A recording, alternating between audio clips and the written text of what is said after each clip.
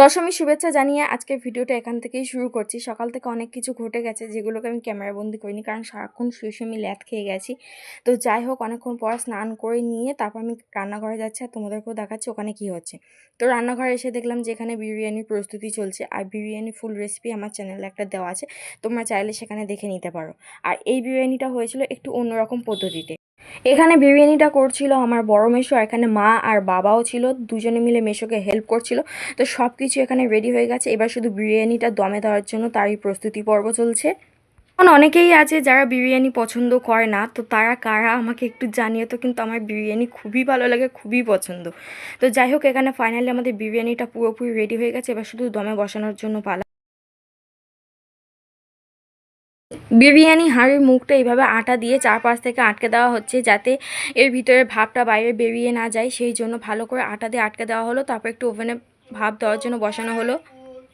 বিরিয়ানিটা কিছুক্ষণ দমে বসানোর পর এবার আমরা নামিয়ে নেব। নামিয়ে নিচ্ছি, আমার মাসি এখানে খুলতে পারছিল না। তারপর মিশো আসে, এসে ওই আটাইতে যেহেতু ঢাকাটা আটকে গিয়েছিল তার জন্য, তো মিশো আসে, এসে ঢাকাটা খুলে দেয়। তারপর হচ্ছে কি মিশোই নিজে হাতে বিরিয়ানিটা কাটিয়ে দিয়েছিল, আর ঢাকাটা খোলার সাথে সাথে এত সুন্দর সুগন্ধ বেরোচ্ছিল বিরিয়ানি, কি বলবো জাস্ট। পুজোর সময় একটা জায়গা থেকে আমরা বিরিয়ানি খেয়েছিলাম, তো 180 টাকা করে পার প্লেট পড়েছিল। কিন্তু সত্যি কথা বলতে দামটা যাই নিক, বিরিয়ানিটা সেই তুলনায় কিছুই ছিল না, পুরো ফালতু, আর টাকাটা পুরোটাই জলে গিয়েছিল। তো সেই স্বাদটা পূরণ করেছিলাম বাড়িতে বিরিয়ানি খেয়ে। বিরিয়ানির সঙ্গে চাটনি পাঁপড় ছিল, আর একটু স্যালাড ছিল। আমি শুধু স্যালাডটাই নিয়েছিলাম, চাটনি আর পাঁপড়টা নিইনি। তারপর খাওয়া দাওয়া করে আমরা বেরিয়ে পড়েছিলাম ঠাকুর দেখার জন্য। আশা করছি তোমরা বুঝতেই পারছো কোথায় গিয়েছি। হ্যাঁ, ঠিকই ধরতে পেরেছো যে এটা হলো শ্রীভূমি। এই প্রথমবার আমি শ্রীভূমিতে ঠাকুর দেখতে গিয়েছিলাম। তোমরা কারা কারা শ্রীভূমিতে ঠাকুর দেখতে গিয়েছো জানিয়ে তো।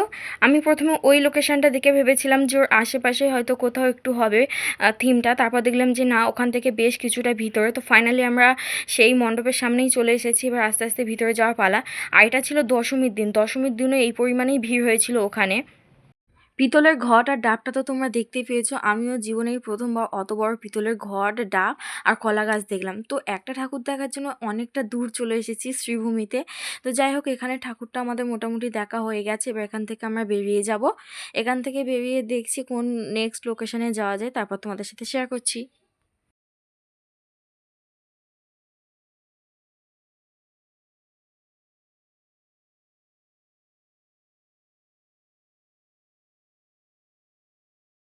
ওখান থেকে ফেরার পথে এই থিমটা আমাদের চোখে পড়ে, তাই একটু ক্যামেরাবন্দি করে নিলাম, ভিতরের ঠাকুরটাও তোমাদেরকে দেখিয়ে দিলাম। তারপর ওখান থেকে আমরা চলে আসি নিউ আলিপুর সুরুচি সংঘ। এখানকার থিমটা সাজানো হয়েছিল পুরাতন কিছু জিনিস দিয়ে, যেমন ট্যাক্সি, রিক্সা, এই ধরনের যে বাতিল জিনিসগুলো আছে তাদের ভাঙাচোরা যে জিনিসগুলো, বা মশারি, নেট, এই ধরনের আরও বেশ কিছু জিনিস দিয়ে এই পুরো থিমটা সাজানো হয়েছিল। আর থিমটা ছিল হচ্ছে কি একটা পাল তোলা নৌকার উপর এই জিনিসগুলো দিয়ে সাজানো। আমার আর একদমই ভালো লাগছিল না কলকাতাতে ঠাকুর দেখতে, বারবার মনে হচ্ছিল নিজের শহরে কখন যাব।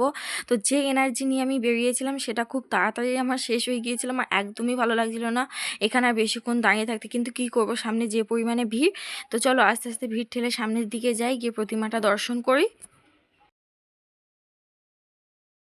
আস্তে আস্তে ভিতরের দিকে যাই, গিয়ে ঠাকুরটা তোমাদেরকে দর্শন করিয়ে দিই।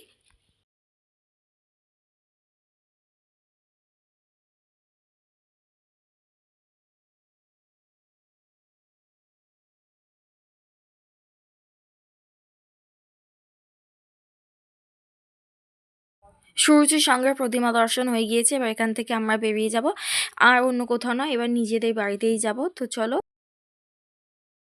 নিজের শহরে চলে আসার পর এগুলো আমার চোখে পড়ে, আর শরীরের মধ্যে আবার ফুল অন এনার্জি চলে আসে। তো যাই হোক, তারপর আমরা বাড়িতে চলে আসি, এসে আবার বিরিয়ানি খেয়ে নিই। তো আজকের মতন এইটুকু, দেখা হচ্ছে নেক্সট ভিডিওতে, টাটা বাই।